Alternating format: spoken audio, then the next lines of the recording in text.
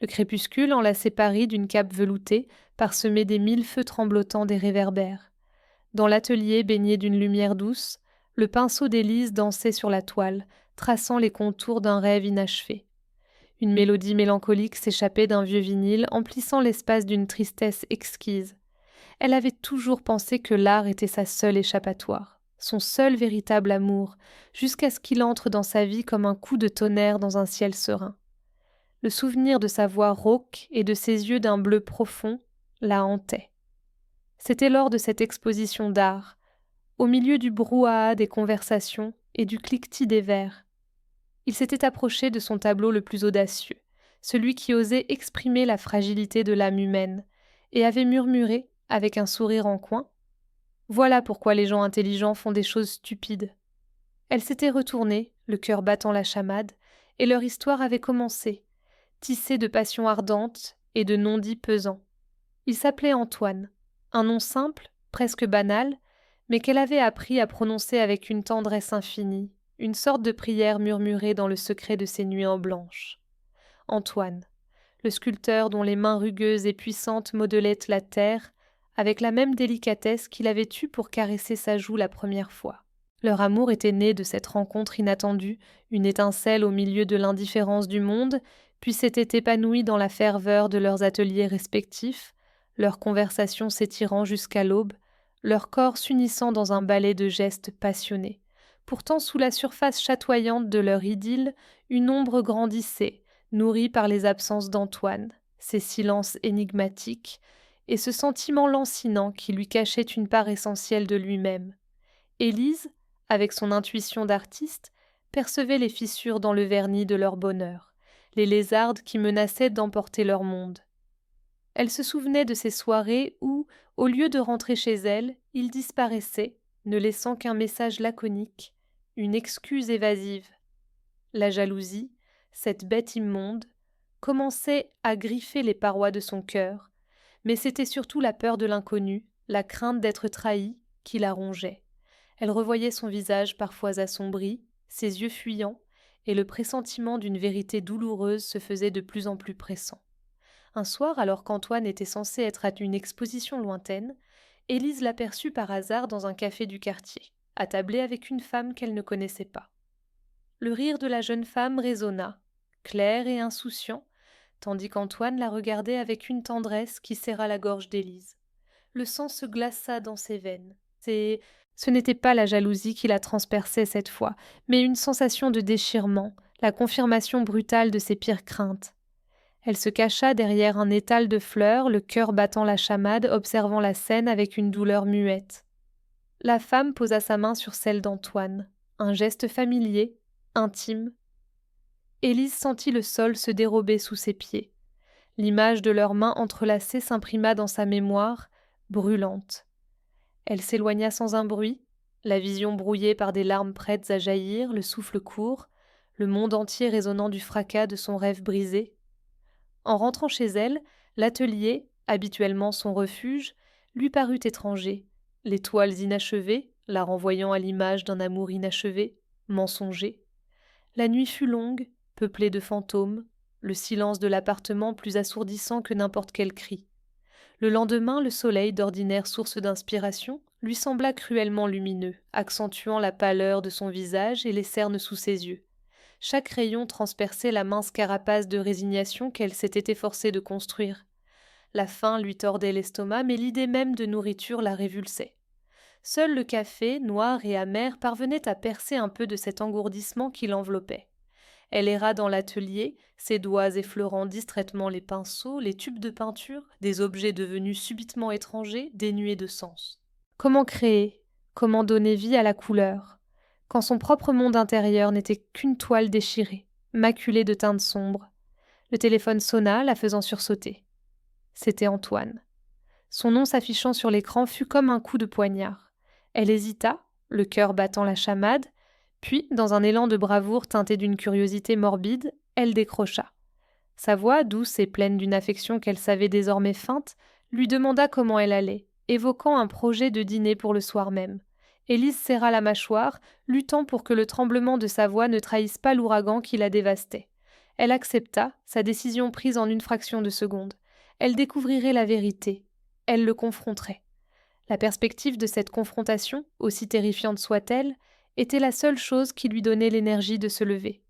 Elle passerait la journée à se préparer, à endosser le masque de l'indifférence, à affûter ses mots comme des lames. Le temps s'étira, lourd et silencieux, marqué par le tic-tac monocorde de l'horloge murale. Chaque minute était une éternité, chaque heure une torture. Élise s'efforçait de retrouver un semblant de calme, de composer un visage impassible, mais ses mains tremblaient légèrement, tandis qu'elle s'appliquait à choisir sa tenue. Il lui fallait quelque chose qui exprime à la fois sa force et son détachement, une armure subtile pour masquer la tempête qui grondait en elle. Un chemisier de soie d'un bleu profond, une jupe sobre et des talons qui claqueraient avec assurance sur le parquet. Elle passa des heures devant son miroir, répétant mentalement les phrases, les questions qu'elle lancerait. Elle s'imaginait son regard, sa réaction, tentant d'anticiper chaque échappatoire qu'il pourrait emprunter. La colère montait en elle, se mêlant à la douleur, à la trahison. Comment avait-elle pu être aussi aveugle? Comment avait-il pu jouer ainsi avec ses sentiments, avec leur histoire? Lorsque la sonnette retentit enfin, un frisson la parcourut. C'était l'heure. Elle prit une profonde inspiration, redressa les épaules et se dirigea vers la porte. Antoine se tenait là, un sourire radieux sur les lèvres, un bouquet de roses à la main. Ses yeux, d'habitude si expressifs, semblèrent ne pétiller d'une fausse insouciance. Il était impeccable, son parfum familier, flottant autour de lui. Un instant, une infime fraction de seconde, elle fut tentée de se jeter dans ses bras, d'oublier toutes ses craintes, de croire à ce bonheur illusoire. Mais l'image de la toile déchirée, de ses couleurs sombres, revint la hanter. Elle se figea, son visage un masque de marbre. Antoine, d'abord surpris par ce silence glacial, la dévisagea, son sourire s'effaçant peu à peu. « Élise, qu'y a-t-il ? Tu as l'air étrange. » Sa voix était douce, empreinte d'une sollicitude qu'elle avait tant aimée, qu'elle percevait à présent comme un piège. Elle ne répondit pas, son regard s'attardant sur les roses qu'il tendait, symbole d'une passion qu'elle croyait désormais souillée. Le parfum entêtant des fleurs, d'ordinaire si enivrant, lui semblait suffocant, presque menaçant. Elle recula d'un pas, brisant l'intimité qu'il tentait de recréer. « Je dois te parler, Antoine, » murmura-t-elle finalement, sa voix à peine audible, chargée d'une gravité qui ne laissait aucun doute sur l'importance du moment.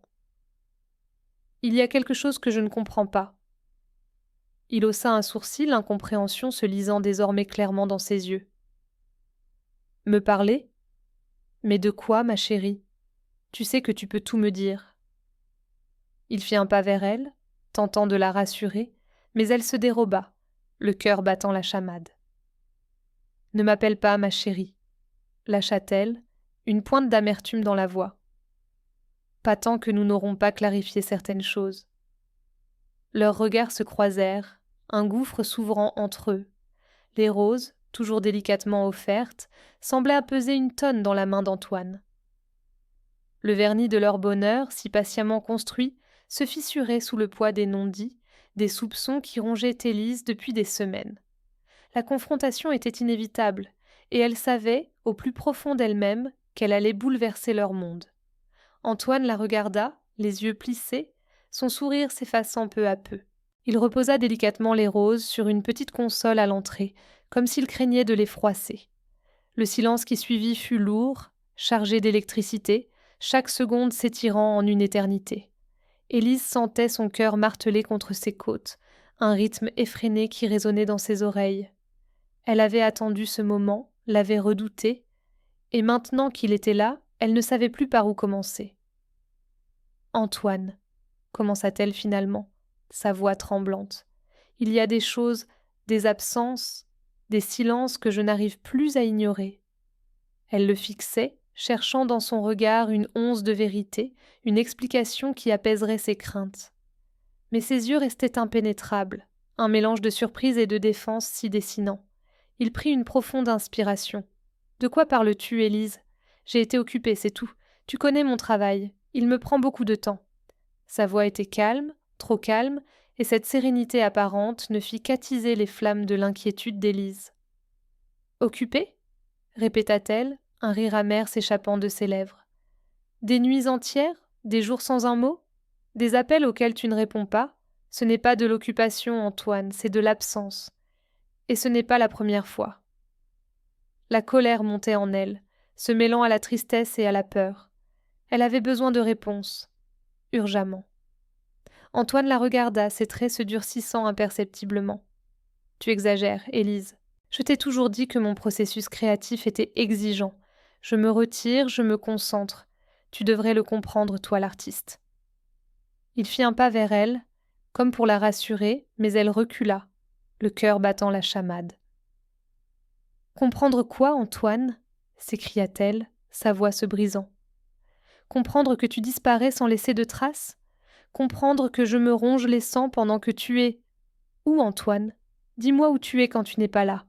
Dis-moi pourquoi ces silences sont si lourds, si pleins d'un non-dit que je ne parviens pas à déchiffrer. » Les larmes commençaient à perler au coin de ses yeux, brouillant la silhouette de l'homme qu'elle aimait tant et qui lui semblait soudain si étranger.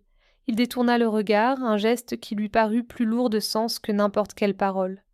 Un silence pesant s'installa, rempli du frisson de l'incertitude et de la douleur naissante. Élise sentait le sol se dérober sous ses pieds. Ce n'était pas la fatigue, ni le stress du travail qui creusait ces fossés entre eux, mais bien quelque chose de plus profond, une ombre qu'il refusait de dissiper. La peur de la trahison, latente depuis des semaines, se cristallisa, devenant une certitude glaciale. Elle le fixa, son cœur battant à tout rompre, attendant une réponse qui ne venait pas. Chaque seconde d'attente prolongeait l'agonie, transformant son angoisse en une colère sourde. « Antoine, regarde-moi !» exigea-t-elle, sa voix tremblante. « Ne me fais pas ça. Ne me laisse pas dans cette obscurité. Je t'aime, tu le sais. Mais je ne peux pas vivre avec ce mur entre nous. » Il finit par lever les yeux, et dans leur profondeur, elle crut déceler une lueur de détresse, un reflet d'un tourment, qu'il s'efforçait de dissimuler. Ses lèvres s'entr'ouvrirent, comme s'il cherchait les mots justes, mais aucun son n'en sortit.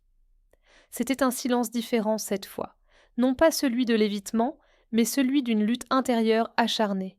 « Il y a des choses, Élise, que je ne peux pas, que je ne veux pas te faire porter, » murmura-t-il enfin, sa voix rauque. « Ce n'est pas toi, ce n'est pas nous. C'est quelque chose qui me dépasse. » Ces mots, loin de la rassurer, ne firent qu'attiser ses craintes. Quelque chose qui le dépasse ? Était-ce une autre femme ? Des problèmes financiers insurmontables ? Une maladie secrète ? Son imagination s'emballa, peignant des scénarios tout plus sombres les uns que les autres. La trahison qu'elle avait pressentie prenait désormais des formes multiples, insidieuses. « Qu'est-ce qui te dépasse, Antoine ?» insista-t-elle, une pointe d'amertume dans la voix. « Pourquoi cette réticence à partager ? Pourquoi me tenir à l'écart de ta vie, alors que je t'ai ouvert la mienne sans réserve ?» Les larmes, qu'elle avait tant retenues, coulèrent enfin librement sur ses joues, mélangeant le sel de sa douleur à l'âpreté de sa déception. Elle sentait son cœur se déchirer, la beauté de leur amour se faner sous le poids de ce mystère insupportable. Antoine tendit une main hésitante vers son visage, comme pour essuyer ses larmes, mais s'arrêta à mi-chemin, comme si un mur invisible s'était érigé entre eux. Son regard était un mélange complexe de tristesse et de désarroi, une énigme qu'Élise ne parvenait pas à déchiffrer. « Je ne peux pas, Élise, » répondit-il, sa voix à peine audible brisée. « Je ne peux pas t'impliquer là-dedans. Ce n'est pas parce que je ne te fais pas confiance. Bien au contraire. C'est pour te protéger. » Protéger. Ce mot résonna dans l'esprit d'Élise, vidé de sens. Protéger de quoi ? De qui ? Elle sentait une colère sourde monter en elle, supplantant peu à peu la douleur. Cette protection qu'il brandissait comme un bouclier lui semblait surtout une excuse commode pour maintenir les distances, pour garder ses secrets intacts.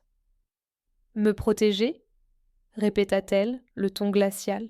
« Tu crois me protéger en me laissant dans l'ignorance, en me torturant avec tes demi-vérités et tes silences ? Je ne suis pas une enfant, Antoine. J'ai le droit de savoir. Nous avons construit quelque chose de fort, de profond. Tu ne peux pas me rejeter maintenant sous prétexte de me préserver. » Elle se leva brusquement, la chaise raclant le parquet dans un bruit strident. Ses yeux, rougis par les pleurs, lançaient des éclairs. La douceur qui les caractérisait habituellement avait laissé place à une détermination farouche. Elle ne le laisserait pas s'enfuir dans ses mystères sans se battre. Leur amour méritait plus que des non-dits et des peurs inavouées. Antoine recula d'un pas, son visage se fermant comme une porte qu'on verrouille.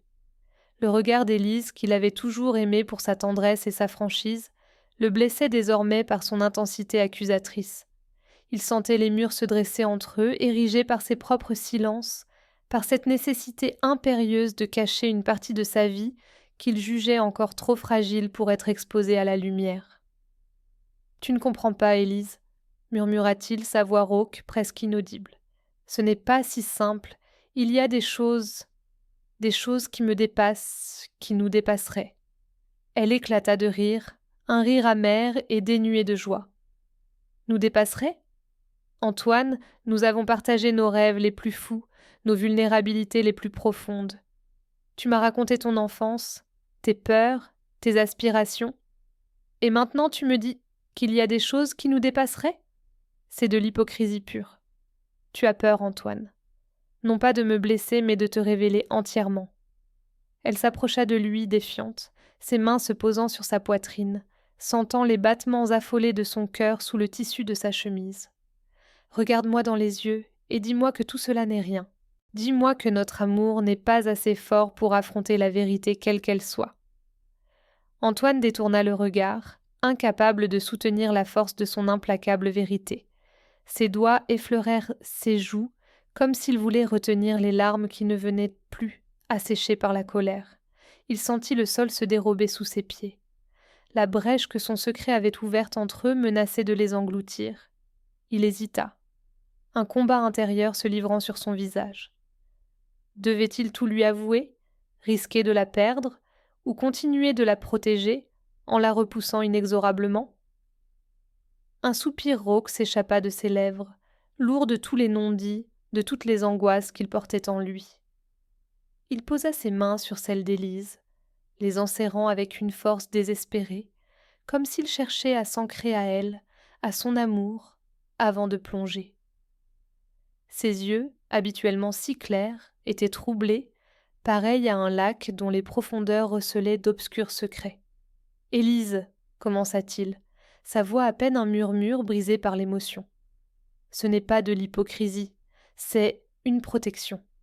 Pas pour moi, mais pour toi. » Il marqua une pause, cherchant ses mots, comme s'il tentait de démêler une pelote de fil inextricable. « Il y a des ombres dans ma vie, des choses qui ne devraient tant et pas te toucher, des choses que je ne peux pas te demander de partager. » Elle le regarda, le cœur serré, sentant une angoisse glaciale s'insinuer en elle. La protection qu'il évoquait lui semblait plus dangereuse que la vérité elle-même, car elle la condamnait à l'ignorance, à l'incertitude. « Antoine, tu ne me protèges pas en me cachant la vérité. Tu me blesses, tu me laisses imaginer le pire. Crois-tu que mon amour est si fragile qu'il ne supporterait pas tes ombres ?» Sa voix montait d'un cran, trahissant la douleur et la frustration qui la dévoraient. « Dis-moi, Antoine, dis-moi ce qui te ronge. Qu'est-ce qui est si terrible que tu préfères me repousser plutôt que de me faire confiance ?» Les larmes, qu'elle avait cru assécher, perlèrent au coin de ses yeux, traçant des sillons brûlants sur ses joues. Elle ne le lâcha pas du regard, cherchant une faille, un aveu, une once de clarté dans le tumulte qui s'installait entre eux. Antoine recula d'un pas, son visage se tordant dans une expression de douleur contenue. Il évita son regard, les yeux rivés sur le sol comme s'il y cherchait une réponse, un refuge. Le silence qui s'ensuivit fut lourd, oppressant, plus déchirant encore que ces mots énigmatiques. Élise sentit son cœur se serrer davantage, chaque battement résonnant comme un écho de sa propre détresse. « Il y a des choses, Élise, que même l'amour le plus fort ne peut éclairer, » murmura-t-il enfin, sa voix rauque presque inaudible. Il leva les yeux vers elle, et dans leur profondeur, elle vit une souffrance qu'il s'efforçait de dissimuler, une peur qu'elle ne parvenait pas à nommer. « Ce n'est pas toi que je repousse, c'est ce que je suis devenue, ou ce que je risque de devenir. Je ne peux pas t'entraîner dans cela. » Il fit un geste vague de la main, comme pour balayer l'air chargé de non-dits. Les larmes d'Élise redoublèrent d'intensité, brouillant la vision de cet homme qu'elle aimait tant et qui lui échappait, fragment après fragment. Elle voulut le toucher, le retenir, mais une barrière invisible s'était érigée entre eux, faite de peurs et de secrets. « Alors tu préfères me voir souffrir de ton silence ?» parvint-elle à articuler entre deux sanglots, sa voix étranglée. « Tu préfères me laisser imaginer les pires scénarios plutôt que de partager le poids de tes fardeaux? Est-ce cela ton idée de la protection ?» Antoine ferma les yeux un instant, une profonde inspiration gonflant sa poitrine. Quand il les rouvrit, une détermination glaciale y brillait, une détermination qui la glaça jusqu'aux os. Parfois, Élise, la vérité est un fardeau trop lourd à porter pour un cœur aimant, et parfois se taire est la seule façon de ne pas détruire ce que l'on chérit le plus. Il se détourna d'elle, son corps raide, ses épaules tendues. Élise sentit un vide abyssal s'ouvrir sous ses pieds. Il s'éloignait, pas à pas, sans un regard en arrière, la laissant seule au milieu de leur atelier imprégné de leur création, de leur rire passé, de leurs promesses brisées. La toile inachevée sur son chevalet semblait la narguer, ses couleurs vives contrastant cruellement avec la grisaille qui venait d'envahir son âme. Elle resta là, immobile, le son de ses propres battements de cœur résonnant dans le silence assourdissant de l'atelier. Les mots d'Antoine, d'une froideur inattendue, continuaient de marteler son esprit. La vérité est un fardeau trop lourd à porter. Se taire est la seule façon de ne pas détruire. Des phrases qui, loin de la rassurer, ne faisaient qu'épaissir le voile de mystère et d'angoisse qui l'étouffait. Les pinceaux gisèrent sur la table, inertes, les tubes de peinture comme des corps sans vie. Elle s'approcha de la toile, celle-là même qu'ils avaient commencé ensemble les jours heureux, celle qui devait être le symbole de leur union créatrice. Les couleurs qu'elle avait choisies, vives et audacieuses, lui semblaient désormais une insulte à la pâleur de son propre désespoir. Une larme solitaire traça un chemin brûlant sur sa joue, puis une autre, et encore une, jusqu'à ce que son visage soit inondé. Elle n'avait jamais imaginé qu'un amour si ardent, si total, puisse se transformer en une source de douleur si aiguë. La trahison, pensait-elle, n'était pas seulement un acte délibéré, c'était aussi ce silence assourdissant, cette opacité, ce refus de partager qui creusait un abîme entre eux. Elle s'assit lourdement sur le tabouret devant son chevalet, fixant la toile d'un regard vide. Comment pouvait-elle peindre la beauté, la vie, l'amour, alors que son propre cœur était en lambeaux? L'inspiration, cette flamme qui l'animait depuis toujours, s'était éteinte, remplacée par un vide abyssal. Les ombres s'allongèrent dans l'atelier, engloutissant les formes familières, transformant chaque objet en un fantôme silencieux de leur passé. Elle se sentait prisonnière de cet espace, de ces murs qui avaient été témoins de leur bonheur et qui, maintenant, n'étaient que les gardiens de sa solitude. Un frisson la parcourut, non pas du froid de la pièce, mais de la conscience oppressante de l'absence d'Antoine. Chaque objet, chaque recoin de l'atelier semblait imprégné de son souvenir, de son rire, de la force tranquille de sa présence. Elle se leva, ses mouvements lents et hésitants, comme si chaque pas était une lutte contre un courant invisible. Ses doigts effleurèrent les pinceaux, les godets de peinture séchés, les tubes aux couleurs vives qui hier encore étaient des extensions de son âme, des promesses de création future. Aujourd'hui, ils n'étaient que des reliques d'un temps révolu, d'une joie éteinte. Elle se dirigea vers la fenêtre, tirant les lourds rideaux d'un geste machinal. Le crépuscule avait cédé la place à la nuit, et la ville s'illuminait de 1000 feux distants, indifférents à son désarroi. Elle se demanda où il était en cet instant, ce qu'il faisait, et surtout, pourquoi il persistait à la tenir à l'écart de cette part de sa vie, de cette part d'ombre qui grandissait entre eux. La confiance, ce fil d'or invisible qui tisse les liens les plus précieux, semblait s'effilocher, menaçant de se briser à tout moment. Élise ne pouvait plus supporter cette incertitude, cette attente silencieuse qui rongeait son esprit et son cœur. Elle devait savoir, elle devait affronter cette vérité quelle qu'elle soit, pour enfin trouver la paix ou du moins la clarté. Elle saisit son téléphone, ses doigts hésitant un instant au-dessus des contacts récents, puis s'arrêtèrent sur le nom d'Antoine. Une impulsion la poussa à appuyer, mais une autre, plus forte encore, la retint. Non, pas un appel. Il esquiverait, comme toujours. Elle avait besoin de le voir, de lire dans ses yeux ce que ses mots refusèrent de dire. Le lendemain, le soleil se leva sur une Élise déterminée. Elle n'irait pas à son atelier, elle irait le chercher. Elle connaissait l'endroit où il passait la plupart de ses journées à modeler le métal et la pierre, un vaste hangar industriel à la périphérie de la ville, transformé en un antre d'artistes. Elle s'y était rendue quelquefois, émerveillée par la puissance brute de ses œuvres et la concentration fiévreuse d'Antoine. Le trajet lui parut interminable, chaque carrefour, chaque feu rouge ajoutant à la tension qui lui nouait l'estomac. Arrivée devant l'imposante porte de métal rouillé, elle respira profondément. Le claquement sec de la portière de sa voiture résonna dans le silence du quartier désert. Elle frappa une première fois, puis une seconde, plus fort, le cœur battant la chamade. Aucune réponse. Une angoisse sourde commença à s'insinuer. Il était là, elle en était certaine. Une lumière filtrait sous le seuil. Elle tenta la poignée. Contre toute attente, elle céda. La porte s'ouvrit sur un silence assourdissant, rompu seulement par le bruit de sa propre respiration. L'odeur âcre de la soudure et de la poussière de pierre lui piqua les narines. L'atelier était immense, baigné d'une lumière blafarde venue des baies vitrées poussiéreuses du toit. Des blocs de marbre brut côtoyaient des ébauches de figures humaines, des outils tranchants pendaient au mur. Antoine n'était pas visible. Élise avança prudemment, le regard scrutant chaque recoin. Puis, au fond de l'atelier, derrière un paravent improvisé fait de toile de bâche, elle perçut une silhouette. Son cœur fit un bond. Elle s'approcha, retenant son souffle, la gorge serrée. Mais ce n'était pas Antoine. C'était une femme aux cheveux sombres, penchée sur une table de travail, le dos tourné, tenant entre ses mains ce qui ressemblait à un petit buste de terre, et un manteau d'homme, un manteau qu'elle reconnaissait, jeté sur une chaise à côté d'elle. Le monde d'Élise vacilla. Élise sentit le sol se dérober sous ses pieds. La pièce, immense et silencieuse, se transforma en une prison étouffante.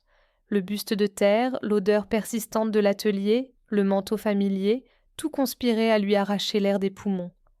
Elle voulut crier, mais aucun son ne parvint à franchir ses lèvres asséchées. Ses mains tremblaient, ses genoux flageolaient. La femme aux cheveux sombres releva la tête, alertée par la présence inattendue. Ses yeux, d'un vert profond, rencontrèrent ceux d'Élise. Un instant de stupeur traversa son visage avant qu'une expression de douce surprise ne s'y installe. Elle posa délicatement le buste, essuya ses mains sur un torchon et se tourna entièrement vers Élise. « Bonjour », dit la femme d'une voix timide mais mélodieuse. « Je ne vous avais pas entendu entrer. Vous cherchez Antoine ? Il est juste parti chercher du matériel.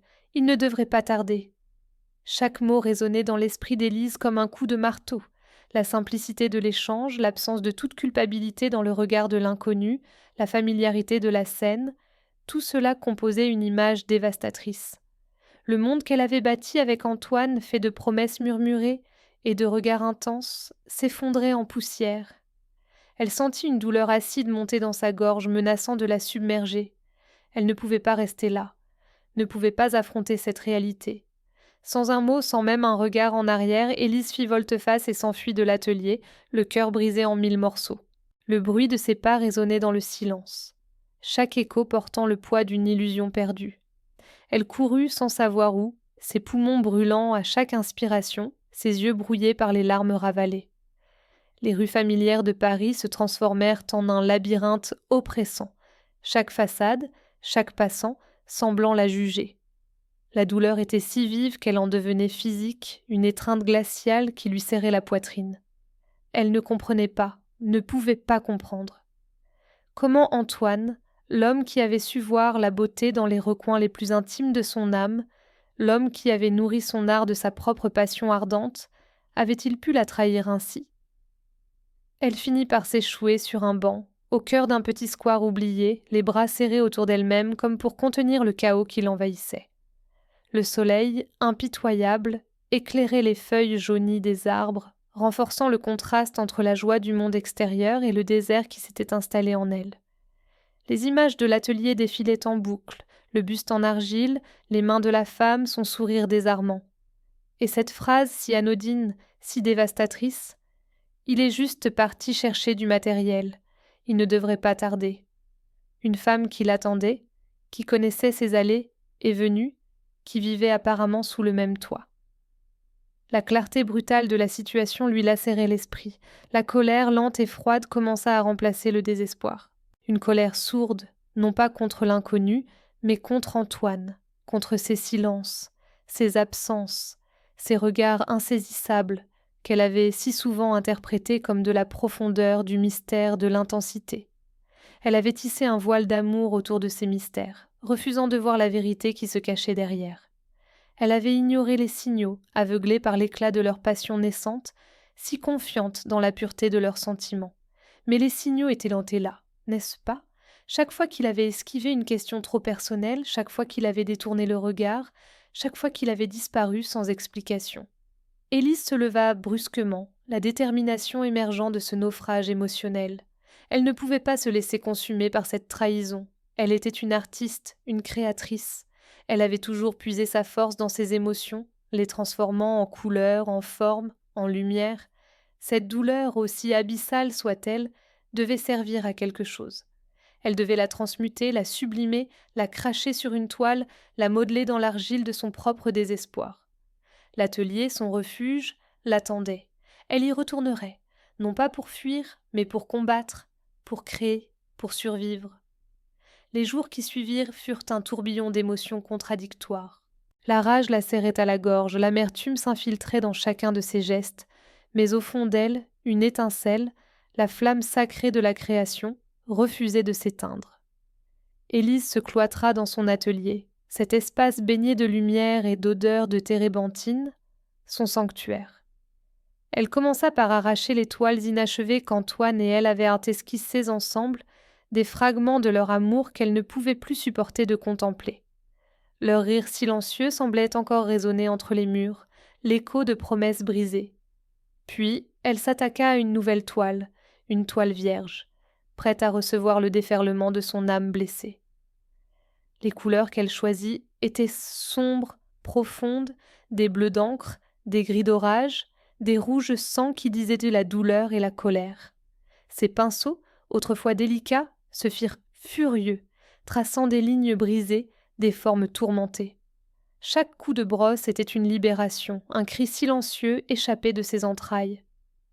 Elle peignait Antoine, ou plutôt l'image qu'elle s'en faisait désormais, un spectre insaisissable, un masque aux traits fuyants, entouré de ces ombres qu'il avait toujours refusé de dissiper.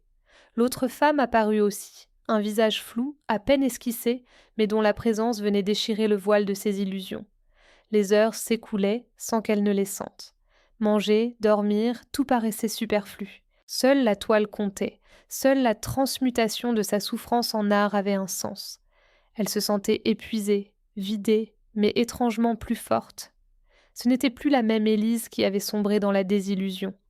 C'était une Élise nouvelle, forgée dans le feu de la trahison, mais résolue à en émerger, non pas amère, mais transfigurée.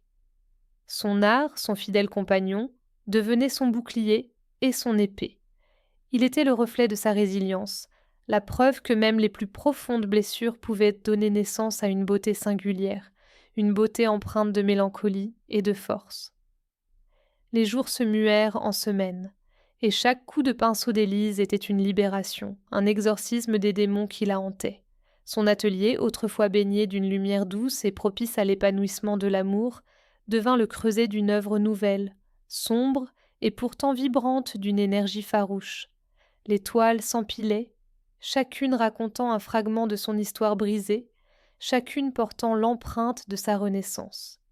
Elle y peignait les profondeurs de ses abîmes intérieurs, les tourbillons de ses émotions, mais aussi la lumière ténue qui perçait à travers les nuages la promesse d'un renouveau. Un matin, alors qu'elle s'apprêtait à ajouter la touche finale à un tableau représentant un cœur brisé par des chaînes invisibles, un coup discret retentit à sa porte. Son corps se raidit. Qui pouvait bien la déranger en ce lieu devenu son sanctuaire? Elle hésita un instant, puis, son pinceau toujours à la main, elle s'approcha, le cœur battant la chamade. À travers le judas, elle aperçut une silhouette familière, dont l'élégance et la discrétion ne pouvaient appartenir qu'à l'une de ses rares amies. Une critique d'art renommée, dont le regard acerbe mais juste avait toujours été une source d'inspiration. C'était Camille. Élise ouvrit la porte, un sourire forcé aux lèvres, tentant de masquer la tempête qui faisait rage en elle. Camille, avec son habituel air de sphinx bienveillant, l'observa un instant, un sourcil finement dessiné s'arquant légèrement. « Élise, ma chère, tu te caches » demanda Camille d'une voix douce, mais empreinte d'une curiosité non feinte. J'ai frappé plusieurs fois. Élise l'invita à entrer, le pas hésitant. L'atelier, d'ordinaire si ordonné, était maintenant un foisonnement de toiles à demi achevées, de tubes de peinture éventrés et de pinceaux abandonnés dans des pots d'eau troubles. L'odeur d'huile et de térébenthine y était plus forte que jamais, presque enivrante. « Je travaille beaucoup, » répondit Élise, sa voix un peu rauque. Elle désigna d'un geste vague les œuvres qui tapissaient les murs. « J'ai trouvé une nouvelle inspiration. » Camille parcourut la pièce du regard, son œil expert s'arrêtant sur chaque détail. Elle ne dit rien d'abord, se contentant d'observer, de s'imprégner de l'atmosphère qui émanait de ses créations, puis elle s'approcha du tableau qu'Élise achevait, celui du cœur enchaîné. Ses doigts effleurèrent la toile sans la toucher, comme pour capter l'énergie qui s'en dégageait. « C'est puissant, Élise, » murmura Camille, sa voix inhabituellement grave. Une telle intensité, une telle douleur, et pourtant une telle beauté. C'est nouveau. Qu'est-ce qui t'est arrivé ? Le masque d'Élise se fissura. Les mots d'Antoine, ses silences, l'image de cette autre femme et la découverte de l'atelier désert, tout remonta à la surface. Elle sentit ses yeux picoter, mais elle refusa de pleurer. Pas devant Camille, pas maintenant. L'amour, dit-elle simplement, le mot sonnant comme une amère ironie. Ou ce que j'ai cru être l'amour. Il s'est avéré être un mirage, Camille, un magnifique et cruel mirage. Camille se tourna vers elle, son regard perçant sondant les profondeurs de l'âme d'Élise. « Antoine » devina-t-elle sans hésitation. Élise hocha lentement la tête, un serrement douloureux dans la poitrine. Il n'était pas celui que je pensais. Ou peut-être que je ne l'ai jamais vraiment connu. Elle marqua une pause, puis ajouta, un éclair de détermination dans les yeux. Mais cette douleur, je la transformerai en art, en quelque chose de plus grand que lui, que nous, que tout ce qu'il a pu me faire. Camille sourit, un sourire énigmatique qui ne parvint pas tout à fait à atteindre ses yeux. C'est ce que je voulais entendre, ma chère. C'est pour ça que je suis venue. J'ai un projet pour toi, Élise. Une exposition, à la Galerie Saint-Germain, dans 3 mois. Élise la regarda, abasourdie. La Galerie Saint-Germain. Le Graal pour tout artiste émergent. 3 mois. Un délai à la fois terrifiant et exaltant. 3 mois ? Répéta-t-elle, la voix à peine audible. Camille, c'est impossible. Je n'ai rien. Camille haussa un sourcil, son regard s'ancrant dans celui d'Élise. Tu as ta douleur, Élise. Tu as ta trahison. Tu as ce feu qui brûle en toi. Et tu as ton talent. C'est plus que suffisant. Je crois en toi. J'ai toujours cru en toi. Un silence chargé de sens s'installa entre elles. Élise sentit une vague d'émotions contradictoires l'envahir. La peur de l'échec, l'excitation du défi, mais surtout une résurgence de cette force intérieure qu'Antoine avait failli éteindre. Camille avait raison. Ce n'était pas le moment de s'apitoyer sur son sort, mais de transmuter cette noirceur en lumière. Elle prit une profonde inspiration, et quand elle expira, une nouvelle détermination habitait son regard. « D'accord, Camille, j'accepte. Je ferai de cette exposition le chef-d'œuvre de ma résurrection. » Le sourire de Camille s'élargit, révélant une pointe de malice. « C'est l'Élise que je connais. Maintenant, à l'œuvre. J'attends de tes nouvelles. Et n'oublie pas, chaque coup de pinceau sera une vengeance douce, une exultation silencieuse. » Élise passa les jours suivants dans un état de fièvre créatrice. Elle transforma son appartement en atelier, recouvrant les murs de toiles vierges, le sol de flaques de peinture. La douleur d'Antoine, loin de la paralyser, devint son moteur. Chaque trait, chaque couleur était une évocation de ses silences, de ses mensonges, de la femme qu'elle avait vue avec lui. Elle peignait des ombres fuyantes, des reflets trompeurs, des visages masqués par la pénombre. Elle peignait la solitude et le désir brisé, mais aussi la force renaissante, la dignité retrouvée. Ses pinceaux dansaient sur la toile, libérant une colère sourde, une tristesse profonde, mais aussi une énergie nouvelle, une fureur de vivre. Elle ne se nourrissait que de café et de la satisfaction de voir ses émotions prendre forme sous ses doigts. Les nuits étaient rendées courtes, peuplées de rêves agités où Antoine apparaissait, silhouette fantomatique avant de se dissoudre dans l'aube naissante. Elle ignorait les appels et les messages, se coupant du monde extérieur pour se plonger entièrement dans son processus de création. C'était une course contre la montre, une course contre elle-même pour prouver que de l'anéantissement pouvait naître la beauté. Les jours s'étiraient, se transformant en semaines, puis en un mois. L'atelier d'Élise, jadis empreint d'une lumière douce et sereine, vibrait désormais d'une intensité fiévreuse. Des toiles s'accumulaient, des esquisses tapissaient les murs, racontant sans mots l'histoire d'une femme blessée qui renaissait de ses cendres. Ses amis, inquiets de son silence prolongé, tentaient de la joindre, de percer la carapace qu'elle s'était construite. Certains venaient frapper à sa porte, mais Élise restait murée dans son isolement, répondant par un mutisme obstiné. Seul l'art avait le pouvoir de la réveiller, de lui donner un sens à cette existence qui avait failli sombrer dans le désespoir. Un après-midi pluvieux, alors qu'elle s'apprêtait à achever une toile monumentale, représentant un cœur déchiré d'où jaillissaient des fleurs de fer, la sonnette retentit avec insistance. Elle hésita, le pinceau suspendu au-dessus de la toile. La persévérance du visiteur l'intrigua. Contre toute attente, elle ouvrit. Devant elle se tenait une femme élégante, aux yeux vifs et au sourire chaleureux. Élise la reconnut aussitôt. C'était Camille, la galeriste qu'il avait découverte quelques années auparavant et qui avait toujours cru en son talent. « Élise, ma chère, que se passe-t-il ? J'ai essayé de te joindre 100 fois, » s'exclama Camille, son regard balayant l'atelier avec une admiration non dissimulée. L'éclat des toiles, la puissance des émotions qu'elles dégageaient, la saisirent immédiatement.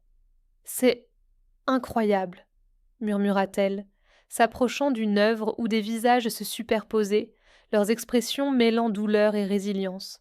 « C'est différent, plus profond, plus toi. » Élise resta silencieuse, laissant les mots de Camille résonner dans l'air. Elle sentait une chaleur inhabituelle monter en elle, une reconnaissance pour cet œil expert qui comprenait, sans un mot, le chemin parcouru. Camille se tourna vers elle, son visage illuminé. « Élise, tu as créé quelque chose d'extraordinaire. Il faut que tout le monde voie ça. Je veux organiser une exposition. Dès que possible. » Le cœur d'Élise battit plus fort. Une exposition. Le mot flottait dans l'atelier, lourd de promesses et de peurs. Elle avait toujours rêvé de cela, mais la douleur récente avait estompé toutes ses ambitions. Pourtant, les toiles autour d'elle, nées de ses larmes et de sa rage, semblaient exiger d'être vues, d'être partagées. « Une exposition » répéta-t-elle, sa voix à peine audible. Camille, percevant son hésitation, posa une main douce sur son bras. « Oui, Élise, plus que jamais. Il y a une urgence dans ces œuvres, une vérité brute qui va bouleverser. Laisse-moi faire, je m'occupe de tout. Le lieu, la date, la communication, tu n'auras qu'à te concentrer sur ta création. » Le regard de la galeriste était si sincère, si empli de foi, qu'Élise ne put que hocher la tête. Une force nouvelle l'envahissait, le désir ardent de transformer sa souffrance en une œuvre magistrale, capable d'émouvoir et de résonner au-delà de sa propre histoire. Elle se sentait renaître, non pas de ses cendres, mais de la boue dont elle s'était extraite. L'art était son refuge, son exutoire, sa vengeance silencieuse. Les semaines qui suivirent furent une frénésie créative. Élise travaillait sans relâche, oubliant le sommeil et les repas. Chaque coup de pinceau était une libération, chaque couleur un cri. Les visages d'Antoine et de l'autre femme, les échos de leurs rires dans son esprit, tout était canalisé, transmuté en formes et en teintes vibrantes. Elle peignait la trahison, le désespoir, mais aussi la résilience, la force inattendue qui avait jailli de son cœur brisé. Camille, fidèle à sa promesse, s'activait en coulisses. Elle avait trouvé une galerie prestigieuse au cœur de Paris, un espace lumineux et moderne qui mettrait en valeur la puissance des toiles d'Élise. La date fut fixée un mois plus tard. Les cartons d'invitation furent imprimés, les communiqués de presse envoyés. L'effervescence montait, et Élise, bien qu'absorbée par son art, ne pouvait ignorer l'excitation grandissante. Le jour du vernissage arriva, enveloppé d'une tension palpable. Élise, vêtue d'une robe simple mais élégante, se tenait au milieu de ses œuvres, le cœur battant la chamade. La galerie se remplissait peu à peu. Les murmures, les exclamations, les silences respectueux face à certaines toiles, tout cela formait une symphonie étrange qui la submergeait. Elle cherchait des visages familiers, craignant et espérant à la fois la présence d'un homme qui avait tant marqué sa vie. Soudain, son regard croisa celui d'Antoine. Il se tenait à l'entrée de la galerie, immobile, son visage une énigme. Ses yeux parcouraient que les toiles, s'arrêtant sur une en particulier. Un portrait d'elle, le visage déformé par la douleur, mais le regard farouchement déterminé. Leurs regards se verrouillèrent à travers la foule, une connexion électrique, chargée de non-dits et de regrets. Un frisson glacial parcourut l'échine d'Élise. Elle avait espéré ce moment, l'avait redouté avec la même intensité. Antoine, ici. Ses pensées se bousculaient, un tourbillon de colère, de tristesse et, osait-elle l'admettre, une étincelle de l'ancien amour. Elle détourna le regard la première, incapable de soutenir plus longtemps l'intensité de son silence. La foule, qui quelques instants plus tôt lui semblait un bouclier, devint soudainement perméable, chaque visage anonyme s'estompant pour laisser place au sien. Elle sentit sa présence se rapprocher, imperceptiblement d'abord, puis de plus en plus distinctement. Le parfum familier de son eau de toilette, mêlé à l'odeur du métal et de la terre qu'il portait toujours, flotta jusqu'à elle. Son cœur battait la chamade, menaçant de briser sa cage thoracique.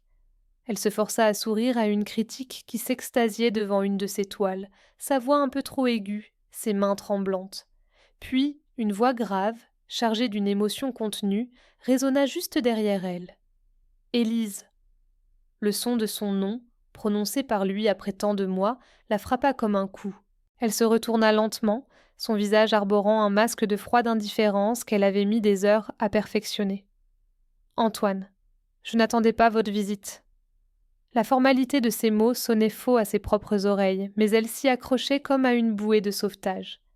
Ses yeux, d'un bleu profond qu'elle connaissait si bien, la sondèrent, cherchant une faille dans sa carapace. « Je devais venir, voir ce que tu as créé. » Son regard glissa vers le portrait, puis revint vers elle, lourd de reproches silencieux. « C'est puissant. » Elle haussa un sourcil, une pointe d'amertume dans la voix. « La douleur est une muse parfois plus féconde que la joie, n'est-ce pas ?»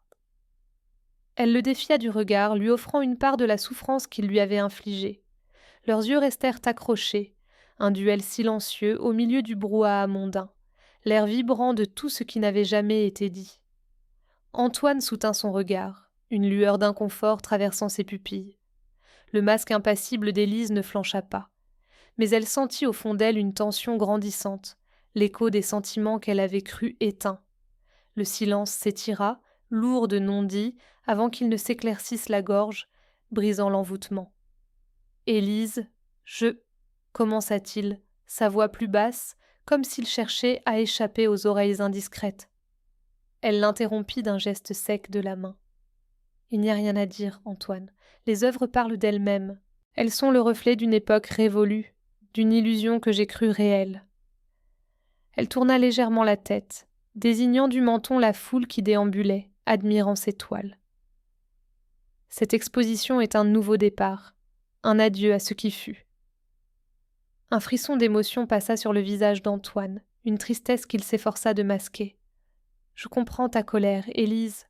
Crois-moi, je ne demande pas à être comprise, » répliqua-t-elle, son ton tranchant comme le verre brisé. « Je demande seulement qu'on me laisse avancer. » Elle sentit l'attention de quelques invités se poser sur eux, intrigués par l'intensité de leur échange. Elle ne pouvait pas se permettre de perdre son sang-froid, pas maintenant, pas ici. Antoine fit un pas vers elle, comme pour la supplier, mais elle recula imperceptiblement. « Je sais que tu as des questions, » dit-il, sa voix à peine audible. « Des réponses que tu mérites. » Élise le regarda avec une pointe de dédain. « Les réponses sont devenues superflues. L'art a comblé les vides que tu as laissés. » Elle fit un sourire froid. Maintenant, si vous voulez bien m'excuser, mes invités m'attendent. Elle se détourna, son cœur battant la chamade, mais son pas était ferme, déterminée à ne pas laisser Antoine briser une fois de plus la façade qu'elle avait si durement construite. Elle se fondit dans la foule, cherchant les yeux de Camille, son amie, son ancre dans cette tempête orchestrée. Antoine, le visage défait, s'approcha d'elle, la main tendue comme pour effleurer une œuvre précieuse et fragile. « Élise, je t'en supplie. » Sa voix était un murmure brisé par l'émotion. Elle le regarda, ses yeux d'émeraude brillant d'une lueur nouvelle, celle de la femme qui a survécu à la tempête. « Il n'y a plus rien à supplier, Antoine. L'art a parlé pour moi. Il a guéri ce que tu as blessé. Il a rempli les silences que tu as laissés. » Il fit un pas de plus désespéré. « Mais tu ne sais pas, tu ne comprends pas. » Un sourire teinté d'amertume effleura les lèvres d'Élise. « Je n'ai plus besoin de comprendre, Antoine. J'ai appris à vivre avec les questions sans réponse. J'ai appris que certaines ombres ne peuvent être dissipées que par la lumière que l'on crée soi-même. » Autour d'eux, les chuchottis de l'assemblée montaient. Des regards curieux se posaient sur cette scène intime se déroulant au milieu de l'éclat des projecteurs. Camille s'approcha, posant une main rassurante sur l'épaule d'Élise, un signal discret de soutien. Antoine baissa les yeux, vaincu. Il comprit alors que le mur qu'il avait érigé entre eux n'était pas fait de mensonges, mais d'une vérité qu'il n'avait jamais osé lui confier, une vérité qui désormais ne trouverait plus son chemin jusqu'à son cœur.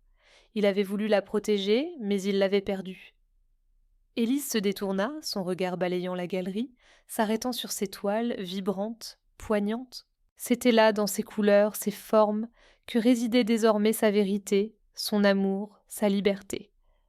Antoine observa son dos s'éloigner, emportant avec elle non pas un souvenir amer, mais la promesse d'une vie nouvelle, pleine d'une lumière qu'il n'avait pas su voir et encore moins entretenir. Il resta seul, face aux œuvres qui hurlèrent oui sa propre absence, ses propres regrets, des chefs-d'œuvre nés de leur amour brisé. Le vernissage continua, animé, joyeux. Élise, au centre de cette effervescence, rayonnait, non pas d'un bonheur factice, mais de la paix retrouvée. Elle avait choisi de peindre son propre destin et la toile était désormais éclatante.